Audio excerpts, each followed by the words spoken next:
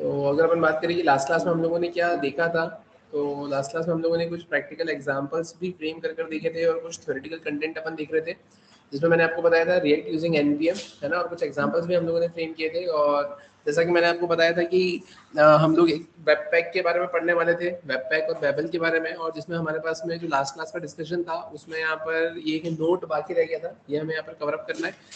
तो देखते हैं यहाँ पर ये लिखा हुआ क्या है। तो सबसे पहले अगर मैं बात करूँ, हियर वेब पैक बोले तो development server is install automatically when we install the React and React DOM and React script. मतलब आप क्या बोलेंगे यहाँ पे, जैसा कि आपने देखा होगा कि इनिशियली जब भी आप यहाँ पे रिएक्ट में एप्लीकेशन या रिएक्ट में आप यहाँ पर सिंपली जब एग्जांपल्स फ्रेम करते हैं तो उसके लिए आपको एक बेसिक रिक्वायरमेंट लगती है, बेसिक नीड लगती है, जिसमें आपको रिएक्ट डोम और रिएक्ट स्क्रिप्ट्स को क्या करना पड़ता है, इंस्टॉल करना पड़ता है ना। तो जब अब यहाँ पे क्या देके रखा हुआ है, तो here web pack means development server is installed automatically when we install react and react dom and react script। जब react dom react script जब आप यहाँ पे इंस्टॉल करेंगे, है ना, तो उस केस में वेब पैक जो है आपका डेवलपमेंट सर्वर वो ऑटोमेटिकली क्या हो जाएगा, यहाँ पर इंस्टॉल हो जाएगा। But if you face any problem, है ना, but if you face any problem regarding web pack server और we get web pack compiled with one error और warning, so in that case try to install webpack through npm। like आप क्या बोलेंगे यहाँ पर, npm install webpack development server webpack cli और --c-dev। मतलब कहने का मतलब सिंपल सा ये है कि जब भी आप यहाँ पे रिएक्ट डोम और रिएक्ट स्क्रिप्ट को यहाँ पर इंस्टॉल करेंगे, सक्सेसफुली वो इंस्टॉल हो जाएगा, तो उसी के साथ में जो आपका डेवलपमेंट सर्वर रहेगा बोले तो वेब पैक वो ऑटोमेटिकली इंस्टॉल हो जाएगा। इन केस कभी अगर वो प्रॉब्लम क्रिएट कर देता है तो उस केस में एक्सप्लिसिटली आपको क्या करना पड़ेगा, webpack dev server development server और वेब पैक CLI क्या करना पड़ेगा, एक्सप्लिसिटली यहाँ पर आपको इंस्टॉल करना पड़ेगा। क्लियर है यहाँ तक? ठीक है। अब ये जो वेब पैक डेवलपमेंट सर्वर है ये क्या होता है, बेबल क्या होता है, आपने याद हो तो सबसे पहला प्रोग्राम जो रिएक्ट में बनाया था वो आपने CDN से बनाया था, जिसमें आपने बेबल का यूज किया था, और उसके बाद में फिर आपने npm का यूज करना स्टार्ट कर दिया था। तो npm के यूज करने में आपके पास में आपका development server web pack internally use होने लगा था, है ना। उस केस में ना ही आप एक्सप्लिसिटली वेब पैक का यूज कर रहे थे और ना ही आप वहाँ पे बेबल का यूज कर रहे थे। तो ऐसा क्यों और क्या, तो उस केस में अपन आते हैं यहाँ पर, जैसा कि आपकी स्क्रीन पर आपको दिख रहा है, यहाँ पर आपके पास में एक और डॉक्यूमेंटेशन है ना, difference between Babel and webpack, और उसके भी पहले यहाँ पे देख रखा है ट्रांसपाइलेशन एंड ट्रांसपाइलर्स, है ना। अब ये क्या होता है, तो चलते अपन यहाँ पर देखते हैं। तो जैसा कि आपकी स्क्रीन पर यहाँ पर आपको देखने को मिल रहा है, यहाँ क्या लिखा हुआ है, ट्रांसपाइलेशन मींस, है ना, taking source code written in a high level programming language and convert it into code written in another high level programming language. मतलब क्या देके रखा हुआ है यहाँ पर, ट्रांसपाइलेशन मतलब क्या होता है, तो transpilation means taking source code written in a high level programming language, मतलब कोड लेना कहाँ से, हाई लेवल प्रोग्रामिंग लैंग्वेज से, and convert it into code written in another high level programming language, और another high level programming language में लिखना, है ना। इस प्रोसेस को अपन क्या बोलते हैं, ट्रांसपाइलेशन। We need special programs, softwares to do that, and these programs are called transpilers or transcompilers, है ना। We need special programs और softwares to do that, है ना। अब इसके लिए आप क्या बोलेंगे कि जो आप सोर्स कोड को लेते हैं जो कि हाई लेवल प्रोग्रामिंग लैंग्वेज में लिखा हुआ है, और उसको आप कन्वर्ट करते हो into code written in another high level programming language में, है ना। मतलब एक उसमें लेते हो आप और another high level programming language में आप उसको कन्वर्ट करते हो। ये फंक्शनिंग करने के लिए आपको एक स्पेशल प्रोग्राम की रिक्वायरमेंट लगती है, सॉफ्टवेयर की रिक्वायरमेंट लगती है, and this programs are known as are और कॉल्ड एज ट्रांसपाइलर्स या फिर ट्रांसकंपाइलर्स। क्लियर है? फिर उसके बाद में आप क्या बोलेंगे यहाँ पे, टाइप स्क्रिप्ट बोले तो TS is a JavaScript superset, है ना। यहाँ पर आप क्या बोलेंगे कि जो टाइप स्क्रिप्ट होता है बोले तो जो TS होता है वो क्या है, is a JavaScript superset sometimes called syntactic sugar, है ना। मतलब आप क्या बोलेंगे यहाँ पर, आप सिंपली यहाँ पर ऐसा बोलेंगे कि टाइप स्क्रिप्ट बोले तो TS, है ना, टाइप स्क्रिप्ट बोले तो TS is a JavaScript superset. अब सिंपल सी बात है, जैसे आपने देखा होगा मैथमेटिक्स में अपन पढ़ते हैं ना, सेट पढ़ते हैं, सुपर सेट पढ़ते हैं, जैसे एक सेट में 1 2 3 लिखा हुआ है, लेकिन एक सेट में लिखा है 1 2 3 4 5, है ना। तो इसका मतलब क्या है कि वो सुपर सेट हो गया, क्योंकि उसके अंदर वो सेट ए जो था वो भी इंक्लूडेड है। सिमिलरली आप ऐसा बोलेंगे कि जो टाइप स्क्रिप्ट होता है उसके अंदर जावास्क्रिप्ट इंक्लूडेड है, प्लस टाइप स्क्रिप्ट के अंदर और जावास्क्रिप्ट के अलावा भी एडिशनल फीचर्स है। तो आप क्या बोलेंगे, टाइप स्क्रिप्ट बोले तो TS is a JavaScript superset, है ना। टाइप स्क्रिप्ट क्या है, जावास्क्रिप्ट का सुपरसेट है, समटाइम्स कॉल्ड सिंटैक्टिक शुगर, है ना। उसको क्या बोलते हैं, सिंटैक्टिक शुगर बोले तो एडिशनल एड ऑन शुगर, ठीक है। That supports types features that JavaScript does not have. There are other languages that do the same thing as TypeScript, like CoffeeScript or ELM. For example, है ना, but TS is the most popular as of today. TypeScript needs to be converted into JavaScript, है ना, TypeScript को requirement होती है कि उसको हमें कन्वर्ट करना पड़ता है जावास्क्रिप्ट में, and the transpiler used for that is called the TSC। और उसके लिए आपको किसकी रिक्वायरमेंट होती है, ट्रांसपाइलर की, बोले तो ट्रांस कंपाइलर की रिक्वायरमेंट होती है, और उसको अपन क्या बोलते हैं यहाँ पे, TSC बोलते हैं। ये क्लियर है? ये तो दो टर्मिनोलॉजीज थी जो हमने यहाँ पे डिस्कस करी है ना, कि अगर कोई आपसे पूछता है what do you understand by transpilation and transpilers और ट्रांस कंपाइलर, तो आप क्या बोलेंगे यहाँ पे कि ट्रांसपाइलेशन तो क्या होता है ना, means taking source code written in a high level language and converted into code written in another high level programming language, ये क्या कहलाता है, ट्रांसपाइलेशन, राइट। लेकिन अब इसमें यहाँ पर जो बीच में सॉफ्टवेयर या सेट ऑफ प्रोग्राम्स लगते हैं ये काम करवाने के लिए, उसको अपन बोलते हैं ट्रांसपाइलर्स या फिर ट्रांस कंपाइलर्स, ठीक है। Difference between Babel and webpack, Babel और वेबपैक के केस में आप क्या बोलेंगे यहाँ पे, तो आप सिंपली ऐसा बोलेंगे कि Babel and webpack are apple and banana, one never compares them side by side as they solve different problems, this post explains their different concepts. मतलब जो वेबपैक है और जो बेबल है ना, ये क्या है, एप्पल और बनाना, मतलब दो अलग अलग चीजें हैं। आप दोनों को सिमिलरिटी से, सिमिलर पॉइंट ऑफ व्यू से दोनों को कंपेयर नहीं कर सकते, क्योंकि दोनों एक चीज नहीं है जिसके बीच में कंपैरिजन हो, दोनों अलग अलग चीजें। अब ये क्या है, तो ध्यान से देखना, बेबल की अगर अपन बात करें तो Babel is simply a translator. Babel क्या है, सिंपली एक ट्रांसलेटर है who translates your fancy ES6 plus GS code into not so fancy ES5 once that browser or Node.js backend understand। तो आप क्या बोलेंगे यहाँ पर, बेबल क्या है, ये सिंपली एक ट्रांसलेटर होता है जो कि आपके फैंसी ES6 प्लस कोड को कन्वर्ट करता है ES5 कोड में। क्योंकि जो आपका ब्राउजर होता है वो क्या समझता है, वो आपका ES5 ही समझता है, ES6 अंडरस्टैंड नहीं करता है, तो बेबल रिस्पॉन्सिबल होता है उसको कन्वर्ट करने के लिए। भाई भी स्पीक फैंसियर देन ब्राउजर, है ना, and Node.js because we can't wait to use the latest and the greatest even before they are officially supported, है ना, जब तक वो officially supported नहीं होते तब तक आप उसको यहाँ पे use नहीं कर सकते। Below is a fancy code that most developer write today, है ना, despite of how fancy it is, our browser या फिर Node.js has no idea what it's talking about. Some Node.js higher versions have ES6 support now, मतलब पहले जो आपके Node.js थे उसमें भी ES6 के सपोर्ट्स नहीं थे, लेकिन अब सपोर्ट्स है, तो अब आप यहाँ पर लिख सकते हो। मतलब इन शॉर्ट आप ऐसा बोल सकते हो कि बिना सपोर्ट के, है ना, बिना अगर आपका ब्राउजर ही सपोर्ट नहीं कर रहा है, अगर आपका यहाँ पर Node.js ही सपोर्ट नहीं कर रहा है, तो उस केस में आप अगर फैंसियर ES6 प्लस में कोड लिख भी देंगे तो भी आप काम का नहीं रहेगा। बेबल वही काम करता है कि उस फैंसियर को नॉट सो फैंसियर बोले तो ES5 में कन्वर्ट करने का काम करता है। जैसे ES6 का सिंटेक्स है इंपोर्ट मूवमेंट फ्रॉम मूवमेंट, और यहाँ पर आपने क्या लिखा है, मूवमेंट डॉट फॉर्मेट YY, है ना, यहाँ पर क्या आएगा, यहाँ पर DD आएगा, है ना, यहाँ पर DD आएगा, है ना।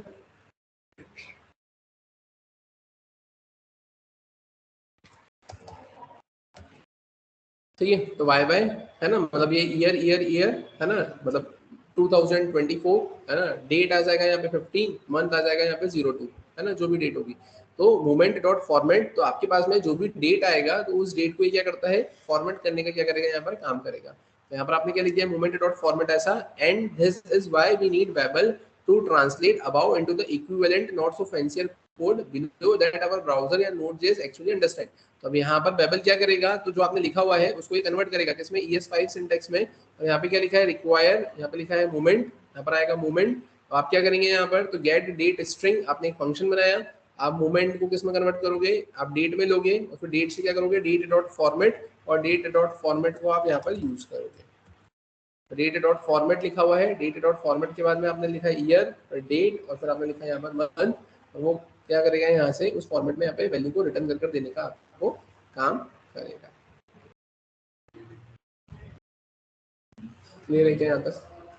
ठीक है, फिर अब आप क्या बोलेंगे, तो export dot default get date string, that's why Babel is sometimes called a transpiler. It's worth noting that Babel is commonly used for both front end and back end. Why do I mention this, because webpack is front end only in most cases. Most cases में front end के case में ही यहाँ पर क्या करते हैं, webpack को अपन यूज करते हैं।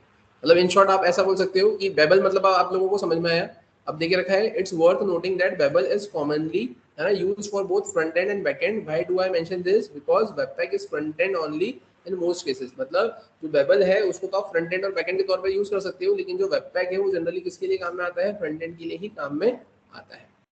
अब ये वेब पैक क्या होता है, तो आप क्या बोलेंगे यहाँ पर, if Babel is a translator for JS, है ना। अगर यहाँ पर क्या है, अगर बेबल क्या है, ट्रांसलेटर है इसके लिए, आपके जेएस के लिए, you can think of webpack as a mega multi translator that works with all kind of languages or assets. For example, webpack often runs bubbles as one of its job. मतलब कहने का मतलब क्या है, यहाँ पे अब जो बेबल है उसके भी ऊपर कौन आ गया है, आपका वेबपैक, क्योंकि जो वेबपैक है वो बेबल को चलाता है as one of its job के तौर पे, कि मतलब वेबपैक का जो काम है वो तो काम है ही सही, और उसको बेबल को चलाने का भी एक काम है, तो इसलिए वेबपैक क्या हो जाएगा, सुपर सेट हो जाएगा किसका, आपके बेबल का। ठीक है, एक काम करते हैं, एक बार इसको फिर से क्लोज करके फिर से ओपन करते हैं।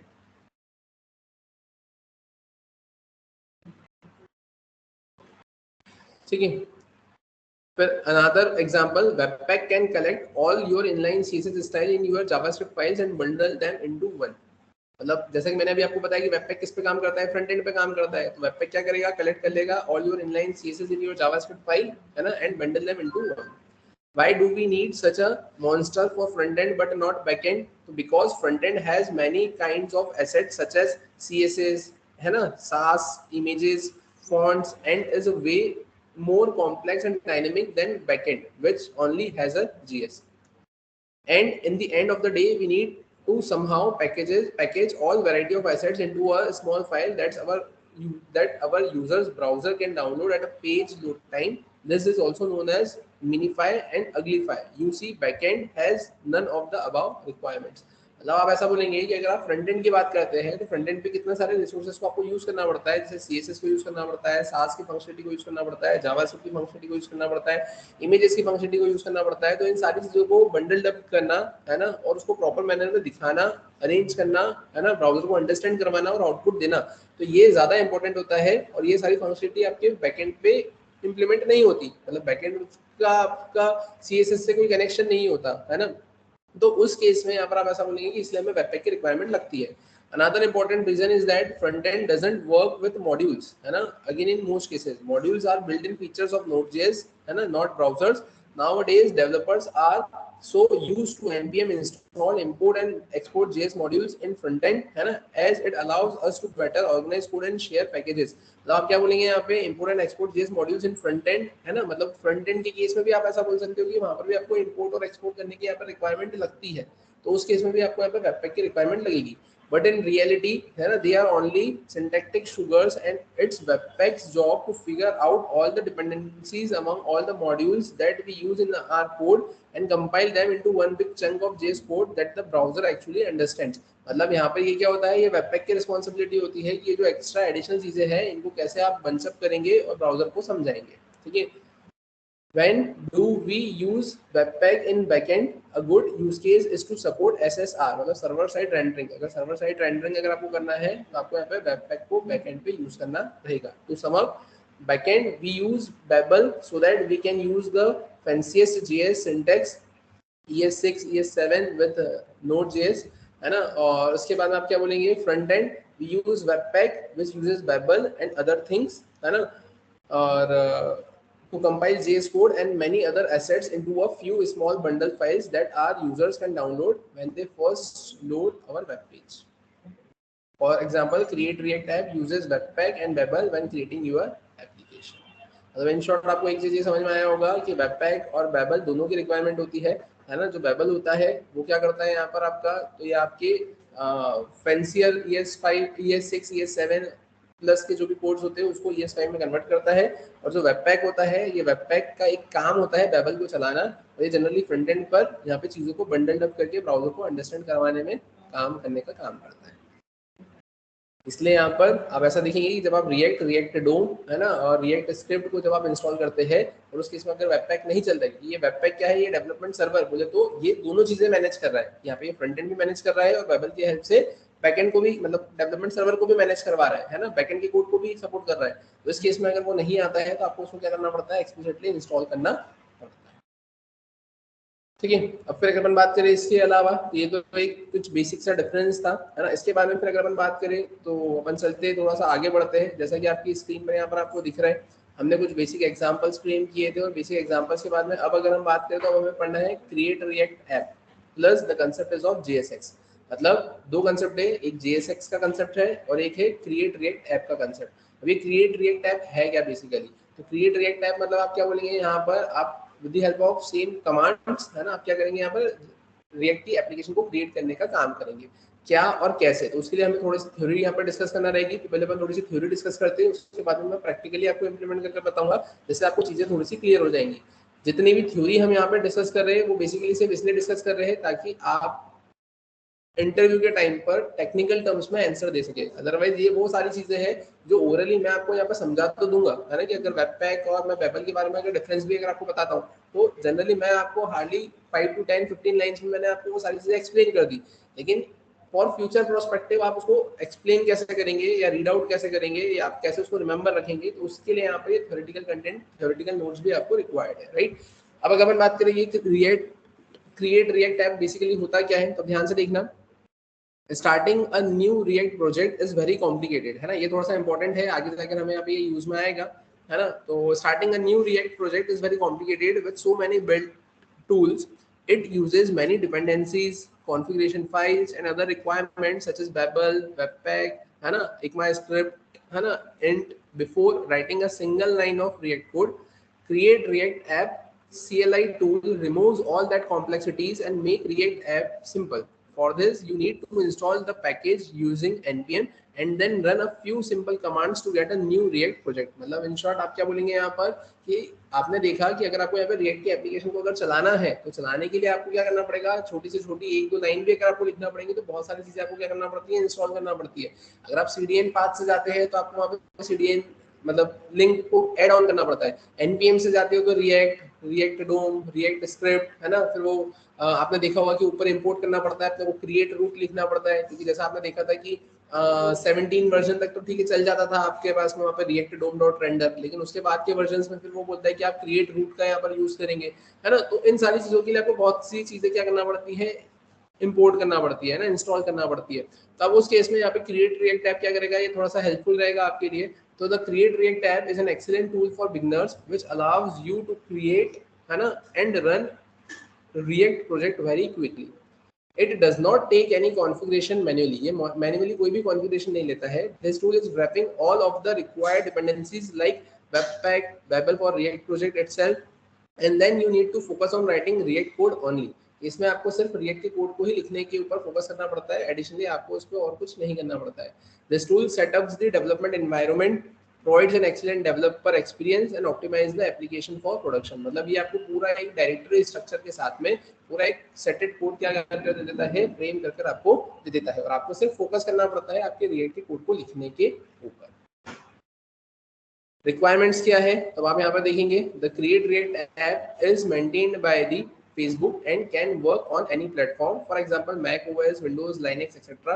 To create a React project using Create React app, you need to have installed the following things in your system. आपके सिस्टम में क्या होना चाहिए, एक तो नोड का वर्जन होना चाहिए greater than 8.10 and npm version greater than equals to 5.6। Simple सी बात है, नोड आप इंस्टॉल करते हैं तो npm बोले तो नोड पैकेज मैनेजर ऑटोमेटिकली वहां पर आ जाता है। क्लियर है यहाँ तक।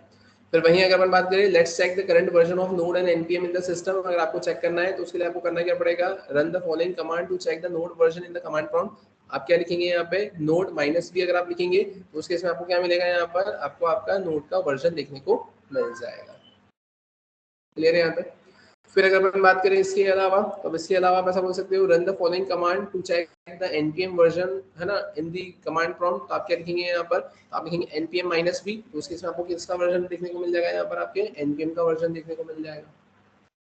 अब इंस्टॉलेशन क्या करना पड़ेगा यहाँ पे, तो here we are going to learn how we can install React using create react app tool, है ना। आप क्या करेंगे, we can install React using create react app, है ना, tool. For this we need to follow the steps as given below. अब क्या steps देके रखी हुई है, तो आप स्टेप्स देखें यहाँ पर, तो सबसे पहले देके रखा है npm इंस्टॉल, है ना, in a package directory, install the dependencies in the local node module folder in global mode, that is with -g or -- global appended to the command। it installs the current package context, है ना, that is current working directory as a global package। local installation of package, उस case में आपको क्या करना रहेगा, तो local packages are installed in the directory, है ना, where you run npm install। है ना, मतलब local packages are installed in the directory, है ना, where you run npm install package name and they are put in the node module folder under this directory। ठीक है, मतलब in short आप ऐसा बोलेंगे कि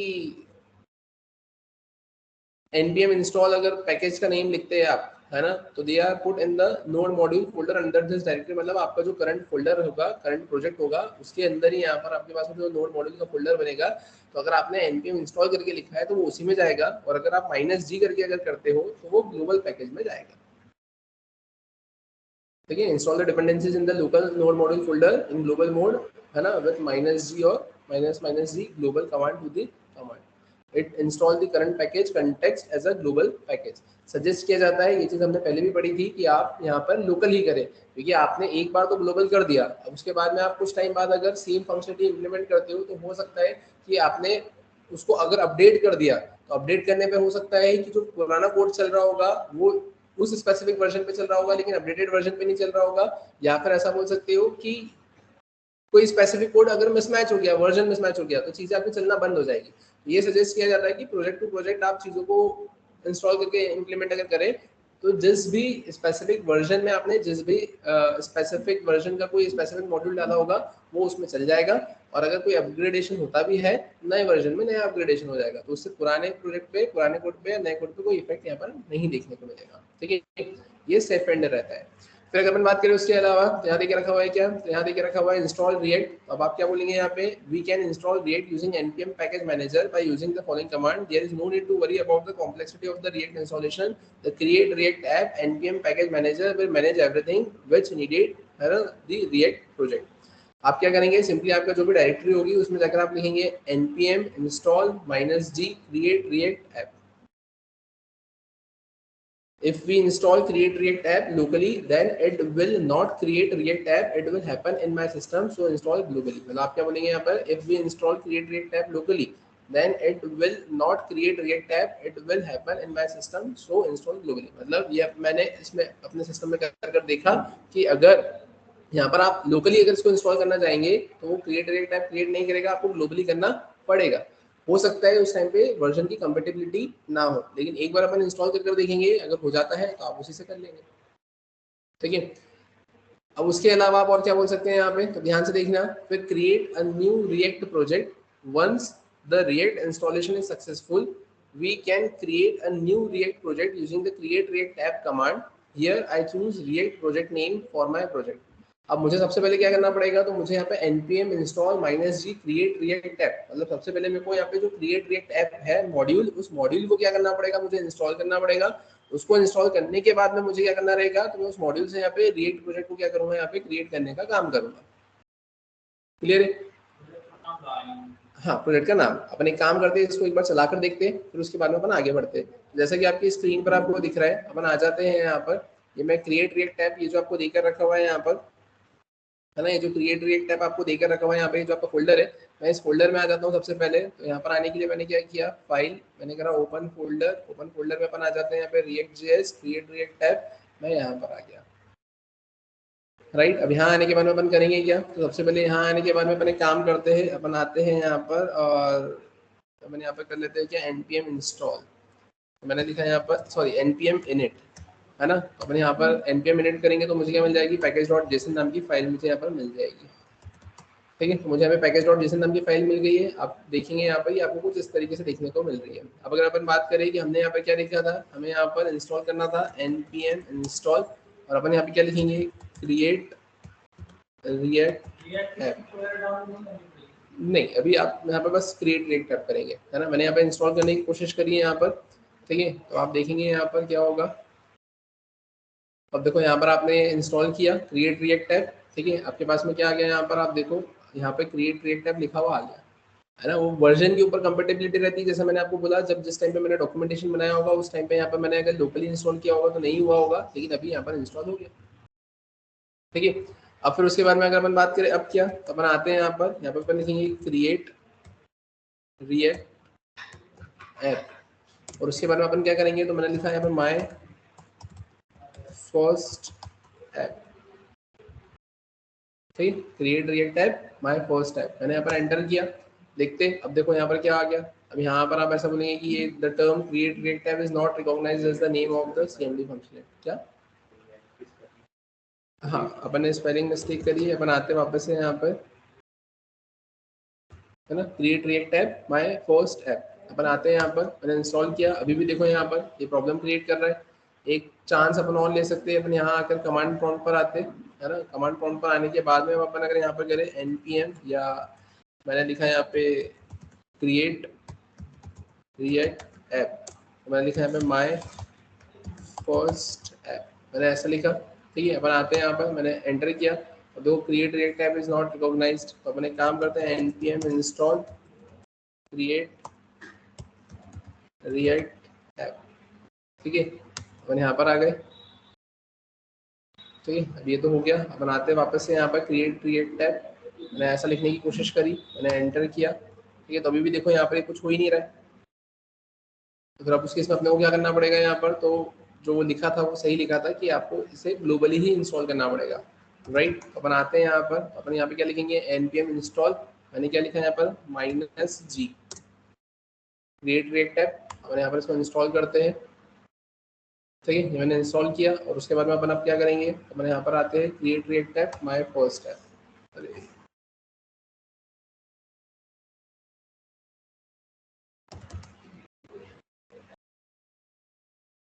मैंने यहाँ पे क्या किया है, npm इंस्टॉल -g, है ना। आप सिंटैक्स एक बार देख लें, यहाँ पे क्रॉस चेक कर लो, है ना। npm install -g create react app. ठीक है, मैंने यहाँ पर एंटर किया, और यहाँ पर आए। ठीक है, यहाँ का तो कुछ भी नहीं है। यहाँ आने के बाद मैंने स्ट्रिंग को फिर से क्लियर किया। फिर अपन क्या करेंगे, क्रिएट रिएक्ट ऐप, और क्रिएट रिएक्ट ऐप के बाद अपन क्या करेंगे, यहाँ पर तो मैंने दिया है माय पोस्ट ऐप। कुछ गड़बड़ कर रहे हैं अपन यहाँ पर। हाँ,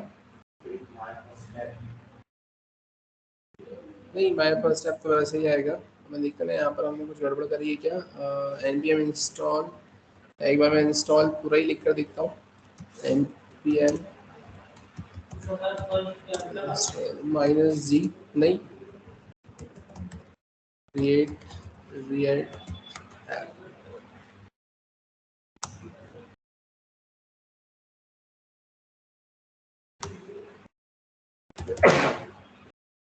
-g या npm install create react app -g -save।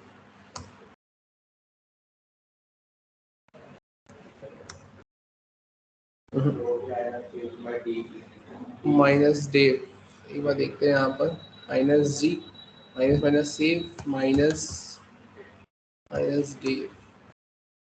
एक बार इससे भी देख लेते हैं, तो अपने पास में अल्टरनेटिव ऑप्शन भी है। वैसे तो इससे तो नहीं हो रहा है आपका, नहीं, वो तो स्पेस नहीं आएगी। देखते हैं अपने यहाँ पर। ठीक है, यहाँ पर अगर अपन बात करें create react app, may be अगर अपन देखें यहाँ पर, एक बार अपन इस पर सर्च आउट कर लेते। अपन यहाँ पर आए, यहाँ पर आकर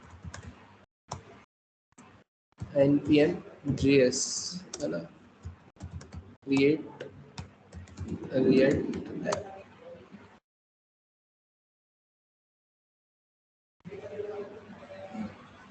ठीक है, अब देखेंगे अपन यहाँ पर, तो यहाँ पर तो आप सिंपली ऐसा बोल रहे हैं कि npm install create react app, है ना। ये तो डायरेक्टली यहाँ पर इंस्टॉल करने का ही बोल रहा है, बट स्टिल अपन डायरेक्टली जब इंस्टॉल कर रहे हैं तो वो डायरेक्टली इंस्टॉल नहीं हो रहा है ना। मतलब यहाँ पर आप इंस्टॉल तो कर रहे हो, तो इंस्टॉल तो हो रहा है ना, लेकिन आप उसको यूज़ नहीं कर पा रहे हो। क्रिएट रिएक्ट ऐप वहाँ पर आप बना नहीं पा रहे हो, है ना। तो अपन एक काम करते हैं, यहाँ पर अपन देखते हैं, यहाँ पर सिंपली लिखते हैं how to create app using create react app. ठीक है, इसका सिंटेक्स अपने को मिल जाएगा, क्योंकि मे बी ये वर्जन की वजह से प्रॉब्लम हो सकती है। देखिए, अभी अगर हम बात करें कि अगर इससे नहीं होता है, तो अपन फिर npx का यूज़ करेंगे, है ना, जो कि क्या करता है, डायरेक्टली मॉड्यूल को सर्च कर लेगा।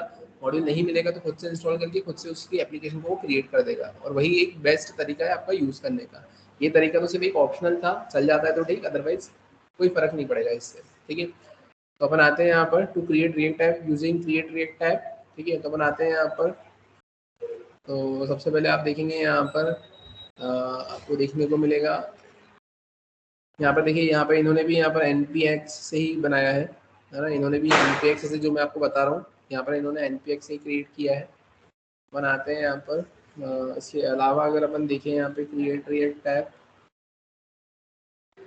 यहाँ पे भी इन्होंने, हाँ ये तो हो जाएगा ना npx से, तो मैं बोल ही रहा हूँ आपको कि npx से तो अपन करेंगे, तो npx से तो हो ही जाएगा। अपन सिर्फ इनिशियली वो देखना चाह रहे थे कि एक स्क्रैच लेवल पर अगर अपन इंस्टॉल करना चाहे तो कैसे करेंगे।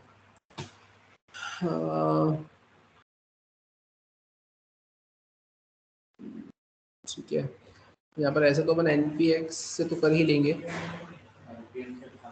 अब हाँ, अब देखो npm से देखना है, ठीक है। यहाँ पर अब देखोगे इसका जो नोड वर्जन है वो इतना होना चाहिए, ठीक है। यहाँ पर अगर अपन npx, यहाँ पे भी इन्होंने npx दिया है, लेकिन अगर अपन बात करें if you are using npm version 5.1 और less than this you can not use the npx command, you need to install the create React tab globally, है ना। मतलब यहाँ पर npm वर्जन है ना, अगर अपन अपने वर्जन की बात करें यहाँ, तो अपना वर्जन तो ज़्यादा ही है। बनाते हैं यहाँ पर, मैंने यहाँ पे लिखा है क्या, npm-v, ठीक है। तो अपना जो npm का वर्जन है वो तो अपना वर्जन ही कितना है 10.2 है, तो वो लोअर वर्जन के लिए 5.1 के नीचे वो चलेगा। अब मे भी इतने मॉडिफिकेशंस हुए हैं तो वो npm से आपको इंस्टॉल करने के लिए अलाउ नहीं कर रहा है, तो आप किसका यूज़ करेंगे, npx का यूज़ करेंगे, right.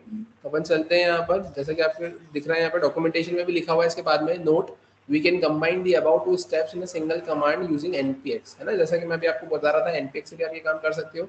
The npx is a package runner tool which comes with npm 5.2 and above version। मतलब npx क्या है, npx बोले तो पैकेज रनर अप टूल है, पैकेज को रन करने का टूल है ना। which comes with npm 5.2 and above version, मतलब npm 5.2 वर्जन के ऊपर npm के साथ में npx आता है। npx की अगर अपन बात करें तो आप क्या बोलेंगे, npx the npx stands for node package execute, है ना। npx को आप क्या बोलेंगे यहाँ पे, node package execute and it comes with the npm, और वो किसके साथ में आता है यहाँ पर, npm के साथ में आता है, ठीक है। When you install npm above 5.2.0 version, है ना, आप क्या बोलेंगे यहाँ पर, व्हेन यू इंस्टॉल्ड npm, है ना, when you install npm above 5.2.0 version then automatically npx will install. तो ऑटोमेटिकली क्या हो जाएगा यहाँ पर, ऑटोमेटिकली आपका जो npx होगा वो इंस्टॉल हो जाएगा if it is an npm package runner, है ना। npm के पैकेज को रन करने वाला टूल होता है that can execute any package that you want from your npm registry, है ना, जो कि क्या करता है, एग्जीक्यूट कोई सा भी पैकेज कर सकता है जो आपको चाहिए आपके npm की रजिस्ट्री से। npx is also a CLI tool whose purpose is to make it easy to install and manage dependencies hosted in the npm registry।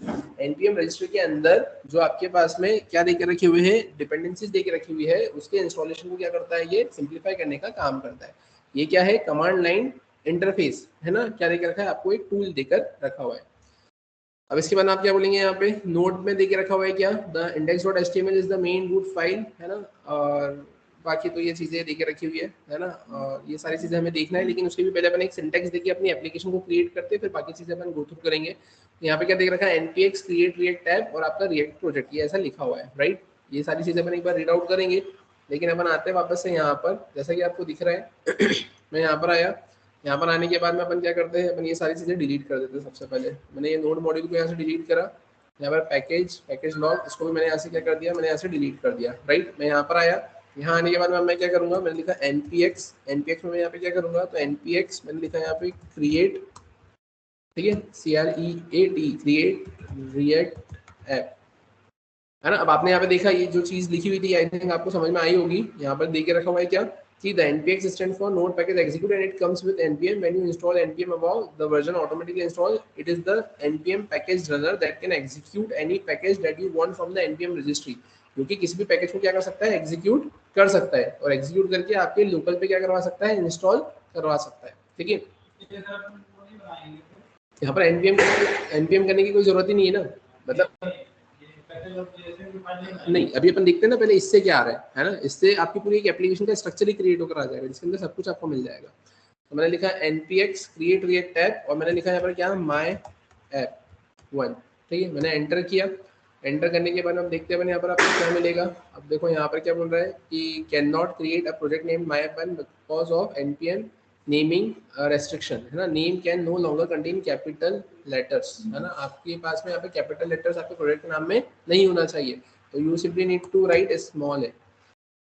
ठीक है, आपने एंटर किया। एंटर करने के बाद में अगर अपन बात करें होगा क्या, तो आप देखें यहाँ पर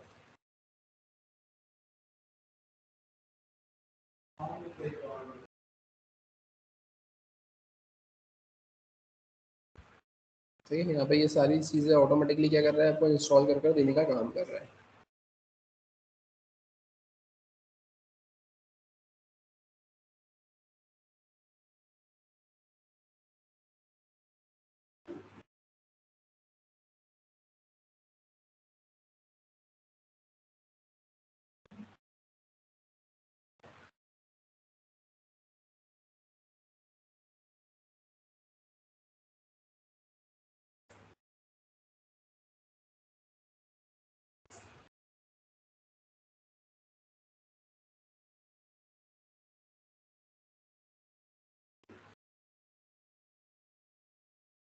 ठीक है, इंस्टॉल कर रहा है डिपेंडेंसीज।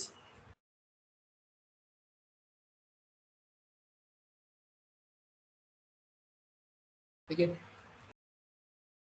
तो आप देखेंगे यहाँ पर, है ना, इसने डिपेंडेंसीज को इंस्टॉल कर दिया है यहाँ पर। ठीक है, अब यहाँ पर ये क्या बोल रहा है, we suggest that you begin by typing cd my app one, और फिर उसके बाद आप क्या करें, यहाँ पर npm स्टार्ट करें। ठीक है, अभी ऐसा देख कर रखा हुआ है, तो अपन ये तो करते हैं, लेकिन उसके भी पहले अगर अपन बात करें, आप प्रोजेक्ट का स्ट्रक्चर देखें। ये आपने माई ऐप वन देखा है, यहाँ पर माई ऐप वन की केस में आप देखिए ये सारी चीज़ें आपको यहाँ पे ऑटोमेटिकली मिल गई है। मतलब आप देखेंगे यहाँ पे माई ऐप वन के अंदर नोड मॉड्यूल भी आ गया है, पब्लिक नाम का फोल्डर भी आ गया है, एसआरसी नाम का फोल्डर भी आ गया है। जो मैं आपको फर्स्ट डे से बता रहा था कि अगर रिएक्ट से आपको डील करना है तो आपको एक्सप्लिसिटली पब्लिक नाम का फोल्डर बनाना पड़ता है, एसआरसी नाम का फोल्डर बनाना पड़ता है, पब्लिक के अंदर index.html रखना पड़ता है, एसआरसी के अंदर index.js फाइल रखना पड़ता है। ऑटोमेटिकली ये देखो, ये पब्लिक नाम का जो फोल्डर बना है उसके अंदर देखो ये index.html नाम की फाइल आपको यहाँ पर देखने को मिल रही है। ठीक है, जिसके अंदर यहाँ पे ये इम्प्लिसिटली इतना कोड आपको यहाँ पे लिखा हुआ देखने को मिल रहा है, राइट। और ये देखो ये यहाँ पे बाय डिफॉल्ट ये डिव देखने को आपको यहाँ पर मिल रहा है। वहीं अगर अपन बात करें इसके अलावा, तो इसके अलावा आप ऐसा बोल सकते हो यहाँ पर। ठीक है, तो अगर अपन इसके स्ट्रक्चर की बात करें तो ये आइकन वगैरह देके रखे हुए, इंडेक्स फाइल देके रखी हुई है ना। ये आपको आइकन देके रखा है, ये आइकन देके रखा है, ये मैनिफेस्ट डॉट जेसन है ना, ये तो इसके बारे में देके रखा हुआ है। ठीक है, रोबोट्स डॉट टेक्स्ट वगैरह ये तो कुछ काम का नहीं है अपना। अपन आते हैं एसआरसी पर, तो अब देखो ये एसआरसी के अंदर कितनी सारी चीजें आपको देके रखी है। आप देखो यहाँ इंडेक्स डॉट जेएस नाम की फाइल बनाते हो ना, जो फाइल आप बनाते थे इंडेक्स डॉट जेएस नाम की फाइल, वो यहाँ पर फाइल आपको इम्प्लिसिटली बनी बनाई यहाँ पर देखने को मिल रही है। आप लिखते थे रिएक्ट डोम, है ना, आपने याद हो तो एक में मैंने सीएसएस भी आपको इम्प्लीमेंट कर बताई थी, है ना। फिर उसके बाद में यहाँ पर ऐप फ्रॉम ऐप, है ना, और ये बाकी की चीजें भी देके रखी हुई है। ये रिएक्ट डोम डॉट क्रिएट रूट, यहाँ पर ये ऐसा देके रखा हुआ है, आप डायरेक्टली क्रिएट रूट से उसको कॉल करते थे। फिर आप रूट डॉट रेंडर, और रेंडर के अंदर फिर अपन अपने कंपोनेंट लिखते थे। यहाँ पर इन्होंने अलग अलग लाइन में लिख के रखा हुआ है, अपन एक ही लाइन में अपनी फंक्शनलिटी को परफॉर्म कर लेते थे, राइट। सिमिलरली ये ऐसा कुछ देके रखा हुआ है, गेट इग्नोर वगैरह, ये यहाँ पे ये चीजें देके रखी हुई है आपको, है ना। उसके अलावा अगर अपन बात करें तो ये पैकेज लॉग देके रखा हुआ है, पैकेज लॉग के बारे में पैकेज डॉट जेसन भी आपको देकर रखी हुई है। इसके अंदर ऑटोमेटिकली आप देखो क्या क्या इंस्टॉल हो गया है, तो रिएक्ट इंस्टॉल हो गया है, रिएक्ट डोम इंस्टॉल हो गया है, रिएक्ट स्क्रिप्ट भी ऑटोमेटिकली यहाँ पर इंस्टॉल्ड हो गया है। ठीक है, उसके अलावा अगर अपन बात करें, यहाँ पर ये स्टार्ट देके रखा हुआ है, और उसके अलावा बाकी ये सारी चीजें आपको यहाँ पर देखने को मिल रही है।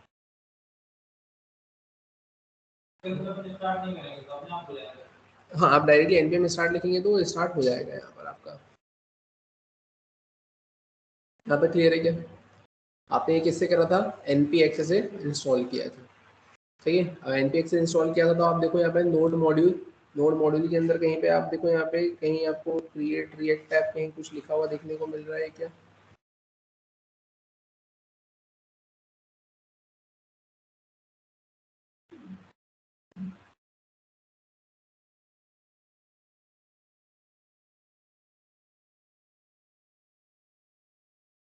यहाँ पर ये कहीं पे भी क्रिएट रिएक्ट टैब वगैरह आपको यहाँ पर देखने को नहीं मिल रहा है।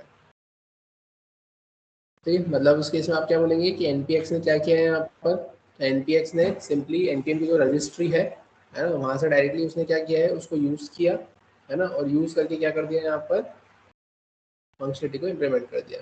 ग्लोबल मॉड्यूल की केस में अगर आपको सर्च करना है तो आप एक काम ऐसा भी कर सकते हो, आप यहाँ पर आओ, आप अपनी सी ड्राइव में आओ। सी ड्राइव में अगर अपन देखें यहाँ पर, तो सी ड्राइव में कहीं पे नोट का फोल्डर दिख रहा है क्या? या नोट किस में आता है अपना? यहाँ पर प्रोग्राम फाइल्स में आता है। ये नोट जेएस देके रखा हुआ है। अपन यहाँ पर आए, नोट जेएस की केस में अब यहाँ पर देखो, यहाँ पर ये npx तो है अपने पास में, ठीक है। आप नोड मॉड्यूल में देखो, है ना। कोर पैक्स में आप देख लो, यहाँ पे कोर पैक्स में तो कुछ भी नहीं देखने को मिल रहा है आपको। यहाँ पे ये डेस्ट वगैरह कुछ भी नहीं है यहाँ पे, ठीक है। LIB लिब के अंदर भी कुछ नहीं है। आप वापस से यहाँ पे नोड मॉड्यूल्स में आओगे, npm पे आओगे। यहाँ पर आप फिर से ये बिन दे के रखा हुआ है, आप बिन पे जाएंगे, बिन पे कुछ नहीं मिला आपको। अब npm पर आएंगे, नोड मॉड्यूल्स दे के रखा हुआ है, ठीक है। यहाँ पर आप देख लो एक बार सर्च कर कर।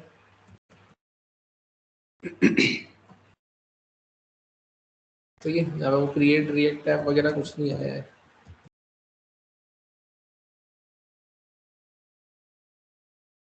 ना। यहाँ पर एक क्रिएट रिएक्ट टैब आपको नहीं देखने को मिल रहा है। मतलब इससे आपको एक चीज़ ये समझ में आई होगी कि यहाँ पर हुआ क्या। तो आपने जो npx का यूज़ किया है, npx ने डायरेक्टली क्या करा है यहाँ पर, तो उस npx ने डायरेक्टली आपके npm की रजिस्ट्री का यूज़ किया।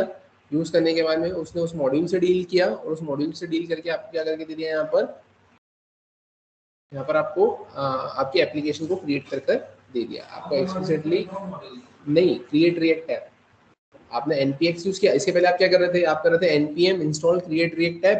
आप मॉड्यूल को इंस्टॉल कर रहे थे, और इंस्टॉल करने के बाद में वो आपका इंस्टॉल हुआ था, जो कि आपके पैकेज डॉट जेसन में गया था। और पैकेज डॉट जेसन में गया था, और फिर उसके बाद में आप क्या कर रहे थे, वहाँ पे फंक्शनलिटी को इम्प्लीमेंट कर रहे थे। लेकिन अब यहाँ पर क्या हुआ, यहाँ पर आपने npx का जब यूज किया, तो आपने डायरेक्टली लिखा नोड पैकेज एग्जीक्यूट, है ना, जो कि क्या है, npm के, है ना, का एक रनर अप टूल है, ठीक है। और वो क्या करेगा, npm की रजिस्ट्री में जाकर आपके क्या करेगा, डिपेंडेंसी से डील करेगा, और उसको यूज करते हुए आपको आपकी फंक्शनलिटी इंप्लीमेंट कर कर देने का काम करेगा। क्लियर है? तो यहाँ पर क्या होगा, यहाँ पर आप देखेंगे, यहाँ पर आपको, है ना, यहाँ पर भी कहीं पर भी आपके पास में वो इंस्टॉल होते हुए आपको देखने को यहाँ पर नहीं मिल रहा है, राइट। किधर? नहीं, जनरली आप npx का यहाँ यूज कर सकते हो, बट डिपेंड करेगा कि आप मॉड्यूल कौन सा यूज कर रहे हो। मॉड्यूल कौन सा यूज कर रहे हो उसके ऊपर डिपेंड करेगा, ठीक है। यहाँ पे क्रिएट रिएक्ट ऐप की केस में आपकी फर्स्ट रिक्वायरमेंट ऐसी लगी, तो अपन यहाँ पर यूज कर रहे हैं, ठीक है। अदरवाइज आप एक आध बार हेडो ट्रायल भी कर सकते हो, कि अगर आपको रिएक्ट या उसमें भी अगर कहीं पे यूज़ करना है, तो आप एक बार यूज़ कर देख सकते हो, ठीक है। अगर आप यहाँ पर आकर ठीक है, अपने को एक पुराने प्रोजेक्ट में एक बार ऐसा करके देख लेंगे, npx इंस्टॉल एक्सप्रेस करके देख लेंगे, उससे भी आपको चीज़ें क्लियर हो जाएगी, राइट।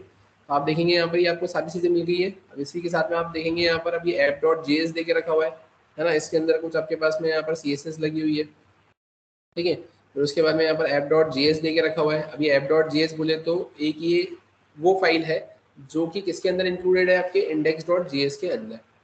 ये ऐप दिख रहा है ना यहाँ पर, तो ये इंडेक्स के अंदर आपकी ऐप आ गई है, और अपन जो फंक्शनलिटी परफॉर्म करते हैं अपन वो ऐप के अंदर यहाँ पर लिखते हैं, ठीक है।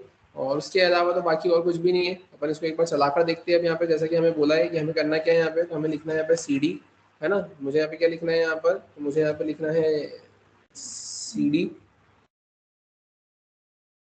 ठीक है। और cd के बाद अपन क्या लिखेंगे यहाँ पर, तो मैंने लिखा my app1, मैंने एंटर किया। फिर क्या लिखेंगे अपन, npm start, मैंने npm स्टार्ट किया, ठीक है। स्टार्ट करने के बाद में देखते हैं कैसा क्या आउटपुट आपको देखने को मिलेगा। हाँ, माई ऐप वन अपन ने जो बनाया था वो लिखा मैंने। तो मैं सबसे पहले तो उस फोल्डर में जाऊँगा, और उसके बाद में npm स्टार्ट करूँगा, तो ऑटोमेटिकली वो चालू हो जाएगा। आप देखेंगे यहाँ पर आपकी रिएक्ट की एप्लीकेशन चालू है। क्लियर है यहाँ तक?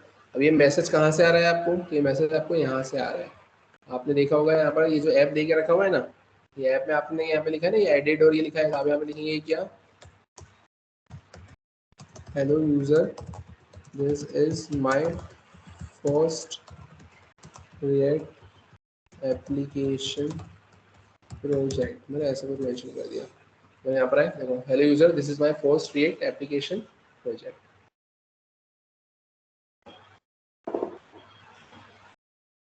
मेरे यहाँ तक समझ में आया? तो आपको करना क्या रहेगा, तो इसमें आपने एक चीज नोटिस करी, जैसे कि जो अपन पढ़ रहे थे, जो अपन बोल रहे थे, क्या बोल रहे थे यहाँ पे, कि आपको एक्सप्लिसिटली अभी तक क्या करना पड़ता था, रिएक्ट की एप्लीकेशन को क्रिएट करने के लिए npm इंस्टॉल रिएक्ट डोम, रिएक्ट स्क्रिप्ट वगैरह करना पड़ रहा था। यहाँ पर डायरेक्टली आप क्रिएट रिएक्ट ऐप से एप्लीकेशन बना लेंगे, और एप्लीकेशन बनाने के बाद में आपको जो काम करना रहेगा वो app.js के अंदर काम करना रहेगा। समझ में आया? ठीक है, तो ऐसी कुछ फंक्शनलिटी यहाँ पर आपको देकर रखेंगे। क्या? हाँ, अब इसमें तो होती है ना, बहुत सारी ऐसी चीज़ें हैं जो आपके काम की नहीं है कि अगर अब आप स्क्रैच से अगर कोई प्रोजेक्ट बनाने जाओगे तो उस केस में आप इसमें इतनी सारी चीज़ें आपको मिल रही है जो आपके काम की नहीं है, फिर भी आप लेकर चल रहे हो। अब या तो आप ऐसा लेकर चलो, कोई दिक्कत नहीं है, कहीं ना कहीं वो भी यूज़ में आती ही होगी, तभी यहाँ पर आपको देकर रखते हैं ये सारी चीज़ें। बट स्टिल अगर आप एक क्लीन कोड लिखना चाहते हो, सिर्फ उतना ही लिखना चाहते हो जितना काम का है, जब रिक्वायरमेंट होगी तब आप उसको एड ऑन कर लोगे, तो आप मैन्युअली बना लो। स्टार्टिंग में एक दो तो आपको इंस्टॉल करना ही पड़ते हैं, एक दो तो आप इंस्टॉल कर ही सकते हो, बाकी तो फिर जो रिक्वायरमेंट होगी वो तो इसमें भी इंस्टॉल करना ही पड़ेगी आपको। ठीक है, तो ऐसी कुछ फंक्शन थी। वो डिपेंड करता है अपने ऊपर कि अगर आपको ऐसा यूज करके करना है तो आप ऐसा भी कर सकते हैं कि कस्टमाइज तो आपको करना ही पड़ता है। आप कोई भी एग्जांपल अभी बनाएंगे, जैसे कि अगर अपन इसके आगे इसमें कोई एग्जांपल बनाकर मैं आपको बताऊंगा तो उसमें जो ऐप के अंदर ये इतनी सारी चीजें जो लिखी हुई आपको दिख रही है ये सब हटा दूंगा मैं। या वो वहाँ पे जो बीच में वो एनिमेशन के थ्रू जो सर्कल घूम रहा है ना, वो कुछ काम का ही नहीं है ना, मैं दिखाऊंगा कैसे चीजें वो यहाँ पर इसकी वजह से घूम रहा है। यहाँ पर जो कंटेंट लिखा हुआ है वो ये लिखा हुआ है, तो मुझे ये तो हटाना ही पड़ेगा अपने कंटेंट को वहाँ पर डिस्प्ले करवाने के लिए। तो अपन उसको अपने हिसाब से कस्टमाइज करते हैं, हटाते हैं, तो फिर डिपेंड करता है। अब ये लिंक करके रखिए, इस पे आप क्लिक करते हैं रिएक्ट उस पे, तो उसकी ऑफिशियल साइट पर आप पहुंच जाओगे। राइट, तो ये सारी चीजें आपको देके रखी हुई है ना, कि कैसे क्या चीजें आप इम्प्लीमेंट करेंगे। बाकी फिर इस का कंटिन्यू करते फिर अपन अपने नेक्स्ट सेशन में।